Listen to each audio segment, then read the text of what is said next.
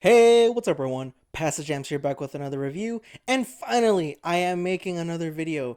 Last week was just, I had a lot going on, there was a bunch of stuff going on, and especially with the music community and in terms of the rap battle with Kendrick and Drake, I was just occupied. I didn't want to make a video on it like right away like I did with the J. Cole diss, and I even when like that came out, stuff like that, I wanted to simmer a little bit, have digest the tracks and things of that nature. But going back and forth, expect the video soon though, or maybe I'll even do another podcast episode with somebody. Anyways, moving on though, I wanted to do a review and I couldn't think, I wanted to get my mind off of everything in terms of the rap beef.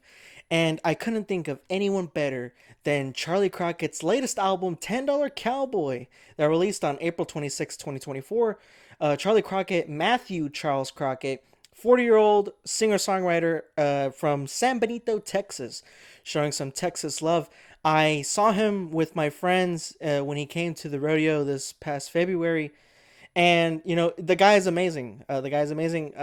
Anthony, the guy, my friend who appeared on my first episode of Talking Jams on my podcast.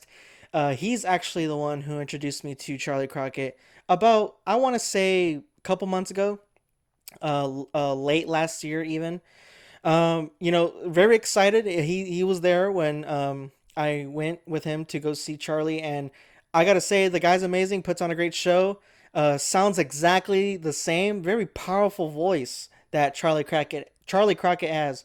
And fun fact, yes, he is a descendant of Davy Crockett, Alamo defender of Texas. And 12 tracks and 40 minutes. I Something I really do want to say about Mr. Crockett is I have analyzed like where his backstory is, exactly where he's trying to come from, what he's trying to bring to the table in terms of country music. I'm not gonna lie, I haven't really dabbled with that much modern country music. However, I do gotta say that Charley Crockett is amazing and has opened my eyes and ears to listening more country artists. I am familiar with some, but I'm not the guru, I should say, in terms when it comes to country music. But I have seen countless interviews of him. Seems like a very stand-up guy, a very down-to-earth, very humble beginnings. And to this day, he just seems very passionate about his music and his sound, where he comes from, and wants to make a change of sorts. Not necessarily any radical change, but he wants to be standing out. He wants to be like original, yet something new to the table that people can enjoy. In his own words, in countless interviews, he describes his music as a jambalaya of sounds. And if you don't know what that is, it's a soup of sorts, I guess, with various goodies.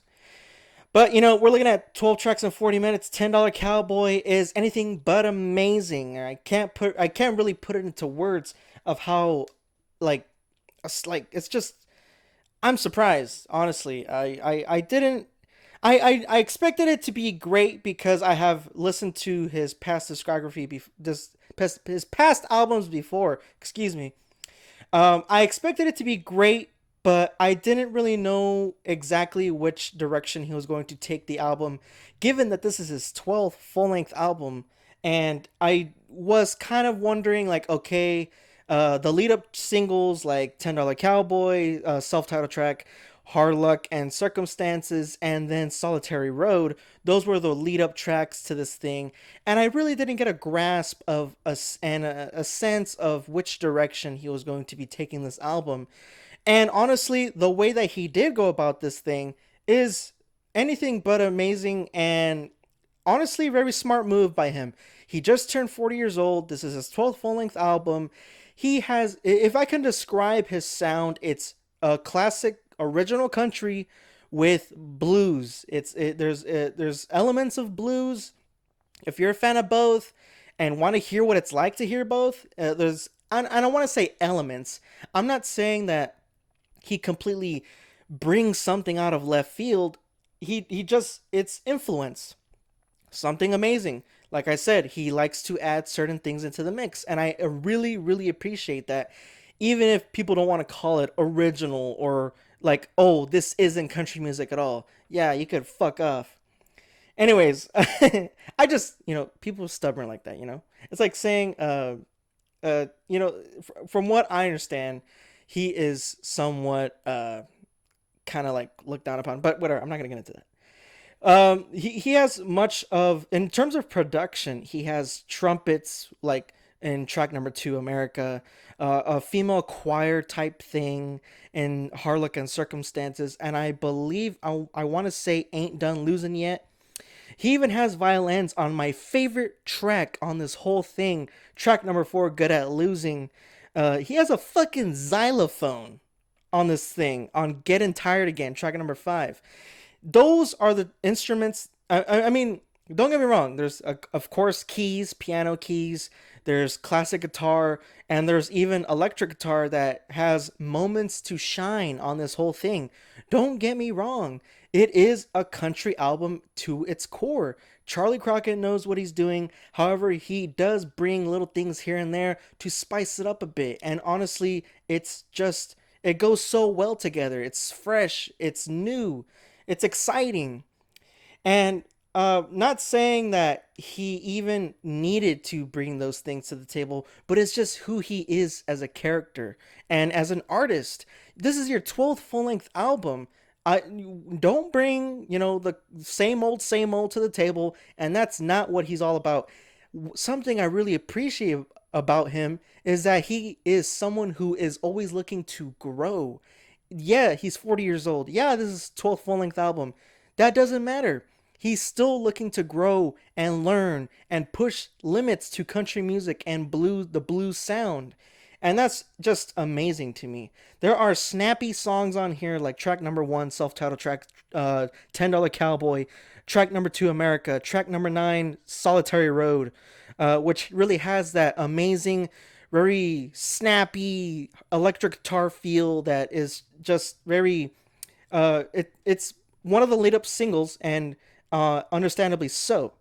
However, there are also hardship tracks on here about his upbringing, the dark days, not necessarily depression days, but just getting your hustle on, hardships, stuff like that. Not exactly having a lot of money, losing, and stuff like that. Track number three, America. I'm sorry, track number three, Hard Luck and Circumstances. Track number four, which is my favorite track, Good at Losing. Track number five, Getting Tired Again. And track number eight, Ain't Done Losing Yet. And then you even have tracks about love, about his partner, girlfriend slash wife. I'm not really sure about that. But, he has been with her for quite some time now. And like track number seven, Diamond in the Rough. Track number 10, City of Roses. And track number 11, Lead the Way.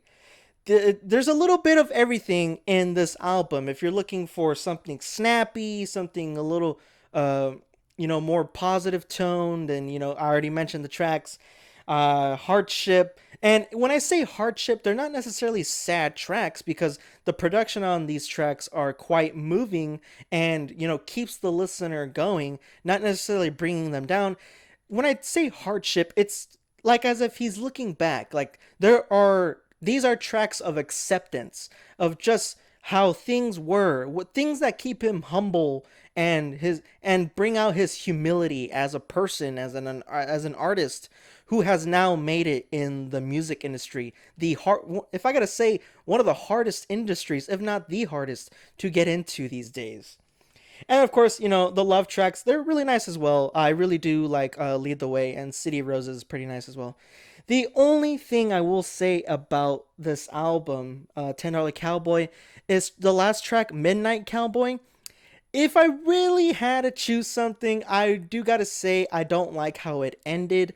I'm not saying it's a bad track or even a meh track. It just feels like a track that could have been thrown in the middle somewhere.